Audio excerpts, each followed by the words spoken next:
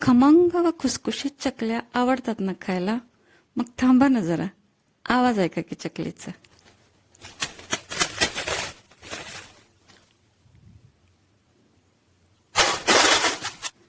आवाजावरून तुमच्या लक्षात आलंच असेल की ह्या चकल्या किती खमंग व खुसखुशीत झालेल्या आहेत. आणि व्हिडिओत तुम्ही पाहतच आहात की एकसारख्या सुरेख चकल्या दिसत आहेत. ह्या चकल्या अशाच हवाबंद डब्यात 1.5 ते 2 महिना खमंग व खुसखुशीत राहतात. चकल्या संपल्या तरीही ह्या डब्याच्या तळाशी अजिबात तेल सोडत नाहीत. तर अशाच परफेक्ट चकलीसाठी खूप साऱ्या टिप्स सहित मी तुमच्यासोबत ही रेसिपी शेअर करत आहे. तर ह्या चकल्या जेवढ्या दिसायला सुरेख दिसतात तेवढ्याच ह्या चवीलाही अप्रतिम स्वादिष्ट खमंग लागतात. तर चला आपण रेसिपीला सुरुवात करूया. तर हे आहे आपल्याला लागणारं साहित्य, ज्यामध्ये मी घेतलंय 1 डबाभर भाजणीचं पीठ, तेवढंच डबाभर पाणी. परत मी घेतलं इथं 2 चमचे लाल तिखट, 1 चमचा मीठ, 2 चमचे तीळ, 1 चमचा ओवा आणि मी घेतलं इथं 1 पळीभर तेल. तर हे सगळं साहित्य वापरून आपण चकलीसाठीची उकड तयार करणार आहोत. तर उकड तयार करण्यासाठी गॅसवर इथं मी स्टीलची बुट्टी किंवा तुम्ही पाटी म्हणू शकता ती गरम करायला ठेवले व त्यात मी 1 डबाभर पाणी ओतून घेतले. हे पाणी उकळतंय तोपर्यंत आपण ह्याच्यात बाकीचं साहित्य घालून घेऊया. तर मी इथं पळीभर तेल घेतलेलं ते ह्या पाण्यात ओतून घेतलंय. त्यानंतर आपण घेतोय 1 चमचा ओवा. तो थोडासा हातावर असं चोळून घ्यायचा आणि हा ओवा देखील ह्या पाण्यात घालून घ्यायचा. त्यानंतर मी घेते इथं 2 चमचे तीळ. हे तीळही ह्या पाण्यात टाकून द्यायचे. त्याच्यानंतर आपण इथं घेतोय मीठ. मीठही हे पाण्यात टाकून द्यायचं. त्याच्यानंतर इथं 2 चमचे लाल तिखट तेही ह्या पाण्यात आपण टाकायचे. आता हे पाणी उकळायसाठी 5 मिनिटं आपण वाट बघणार आहोत.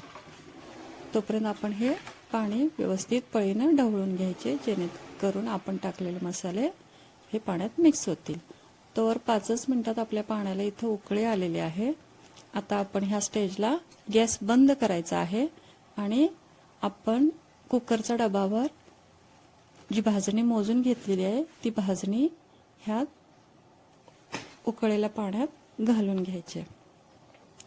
हे सगळं पीठ हळूहळू ह्या पाण्यात ओतायचं आणि पळीनं हे भाजणी त्या पाण्यात मिक्स करायला सुरुवात करायची. इथं आपली उकड छान अशी काढून झालेली आहे, तुम्ही व्हिडिओत बघू शकता.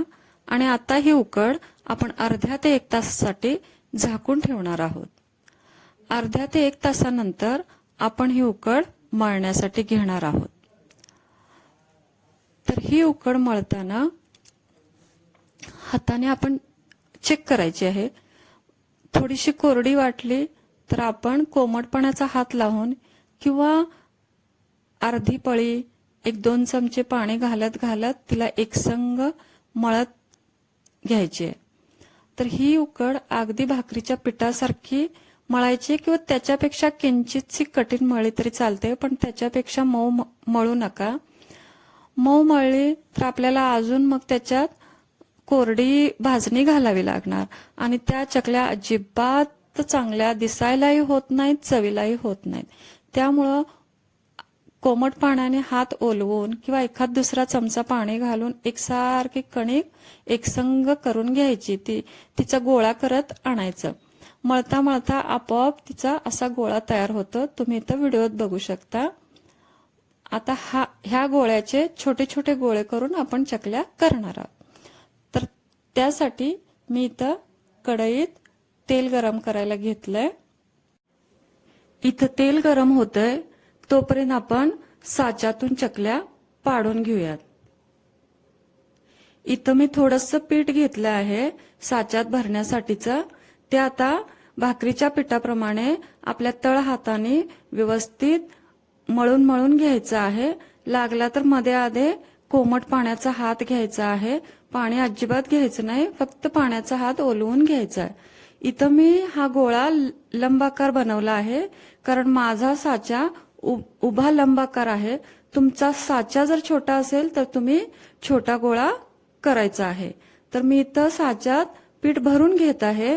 हे पीठ व्यवस्थित दाबून दाबून भरायचं, जेणेकरून मध्ये पोकळी राहू नये आणि आपल्या चकल्या व्यवस्थित एकसारख्या पडाव्यात. तर इथं मी साचा बंद करून आता आपण चकली पाडण्याची सुरुवात करूया. तर इथं मी चकल्या पाडत आहे बघा. तर चकल्या पडताना अजिबात त्रास होत नाही, एकसारख्या त्या व्यवस्थित पडतात. ह्याचाच अर्थ असा की आपली उकड मस्त झालेली आहे व आपण पीठ मळतानाही व्यवस्थित एकसारखं मळून मळून घेतलेलं आहे. ही जर काळजी घेतला तर तुमची चकली अजिबात बिघडणार नाही. व प्रमाणही लक्षात घ्या की 1 डब्बा भाजणी असेल तर 1च डब्बा आपण पाणी घ्यायचं आहे. पाणी अजिबात जास्त घ्यायचं नाही. पाणी जास्त घेतलं तर आपल्या चकल्या चवीला किंवा दिसायलाही अजिबात चांगल्या होत नाहीत आणि त्या तेलात विरघळणार, असे बरेच प्रॉब्लेम होतील.